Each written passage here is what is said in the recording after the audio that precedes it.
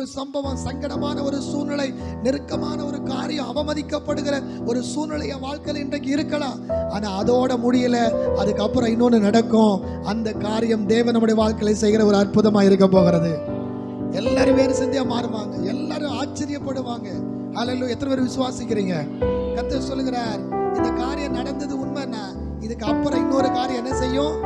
நடக்கும். நம்முடைய வாழ்க்கையில அவமானப்பட்ட ஒரு சூழ்நிலை நடந்திருக்குமே, ஆனால் நம்மளை கர்த்தர் மகிழ்விக்கிற இன்னொரு சூழ்நிலை நடந்தே தீரும். விசுவாசிக்கிற கைதட்டி ஒரு ஆமென் சொல்ல. கர்த்தர் அழைக்கிற பாதையில தான் நான் நடக்கிறேன், கர்த்தர் தெரிந்து கொண்ட பாதையில நான் நடக்கிறேன்னு சொன்னால், நான் நிந்திக்கப்பட்டதோட என் சாப்டர் கிளாஸ் ஆக போறதில்லை, நான் அவமானப்பட்டு என் கதை முடிய போறதில்லை, நான் இப்படியே வேதனைப்பட்டு இந்த வேதனையிலேயே நான் சாக போறதில்லை.